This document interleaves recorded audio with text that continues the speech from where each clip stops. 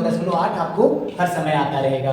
फिर आगे चलते हैं, g और t का मान आपका क्या हो जाता है, t का मान हमें पता ही नहीं है भाई, तो हमने कुछ किया नहीं, फिर इसको 29.4 रख दिया, 24.5 t रख दिया, माइनस किया, इसको आप अगर काट देंगे तो 4.9 आएगा, ठीक है। और यहाँ पर आ जाएगा 49 मतलब 49 तो कहेंगे नहीं भाई, पहली बात जान लो, 4.9 t कहेंगे और स्क्वायर हो जाएगा। फिर आपने क्या काम किया, अब ये देख सकते हैं, ये बराबर को हटाएंगे तो आपके पास क्या लग जाएगा, देखिए बहुत सरल तरीका, बराबर को हटा दीजिए, क्या लग गया, माइनस लग गया, और ये 24.5 t हो गया। अब ये माइनस है तो क्या हो जाएगा, 4.9 t स्क्वायर इक्वल टू कितना हो जाता है, 0 हो जाता है। तो फिर इसे व्यवस्थित लिख लीजिए, 49 t स्क्वायर, अब यहाँ पर माइनस 24t 24.5 t, फिर प्लस 29.54 इक्वल टू 0, ये आ गया आपका इतना। अब आप अच्छी तरह जानते हैं क्या करना है आपको, तो इसके आगे हम सब करते हैं अच्छे से। तो आपको क्या करना है, ये मैं थोड़ा सा इरेज कर रहा हूँ, इरेज करने के बाद फिर आगे चलता हूँ।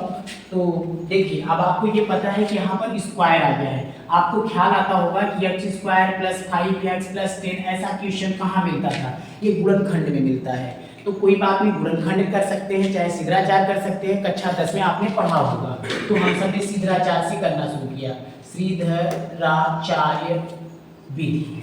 तो इस विधि से जब करेंगे तो आपको फार्मूला याद होना चाहिए। तो फार्मूला क्या होता था, x बराबर प्लस माइनस ये b स्क्वायर माइनस 4ac अपान 2a। तो यहाँ पर आपका x नहीं है, यहाँ पर क्या है, t है, तो पहले आप t लिख दीजिए। आपको a बराबर छापना होता है, तो a बराबर आपके पास क्या है 4.9, और b बराबर क्या है माइनस 24.5, और क्या आपके पास आ जाता है c बराबर आ जाता है 29.4। अब इन्हीं सब वैल्यूओं को हम यहाँ रखते हैं, b देख रहे हैं आप, b, ये b रहा, कितना हो जाएगा 24.5, और यहाँ पर माइनस लगा है और यहाँ पर भी माइनस लगा है, तो प्लस हो जाता है, प्लस माइनस लिख देंगे।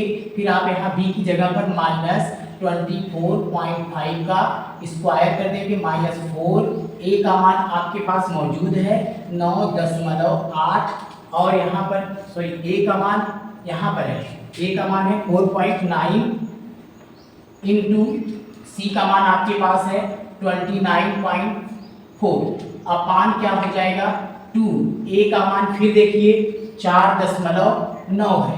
अब आपको इतना लंबा गुणा करना है, तो भैया गुणा आपको पता ही होगा क्या लिखना है, इसको 2 बार करेंगे, यानी कैसे करेंगे, देखिए मैं यहाँ रखी करके समझाता हूँ।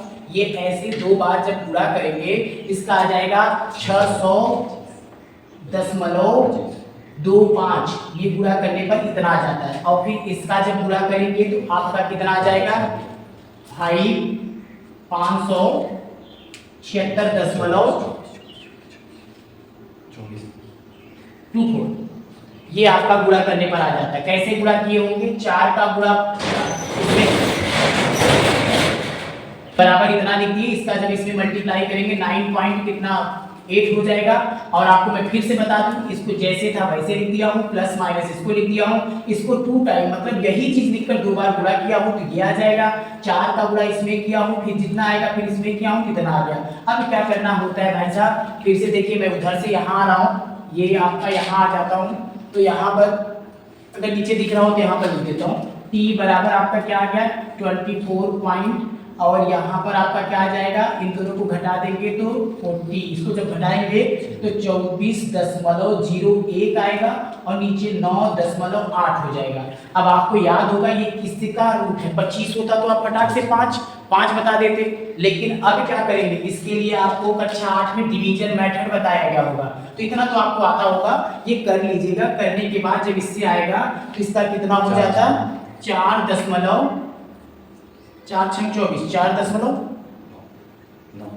4.9 आ जाएगा।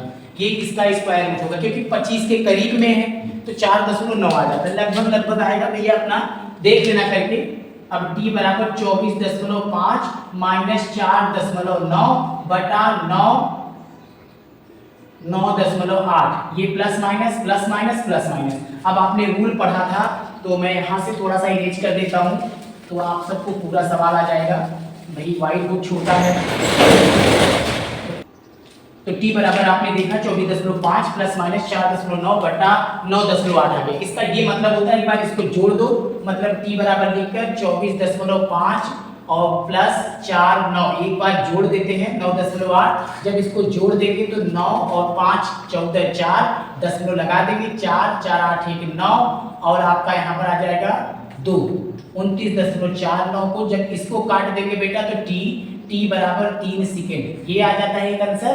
और एक बार इसी को आपको क्या करना होगा, 24.5 माइनस 4.9 9.8 t बराबर, इसको जब घटा देंगे 15 में से 9 गया, 9 6 15 आ जाएगा। यहाँ पर बचेगा कितना आपके पास 3, और ये यहाँ 15 में से 9 जाएगा, नहीं समझ आता है 24.5 लिखकर 4.9 तो ये 6 हो जाएगा। यहाँ पर आपका बचेगा कितना 13, यहाँ 9 आ जाएगा, तो आपका आ गया 19।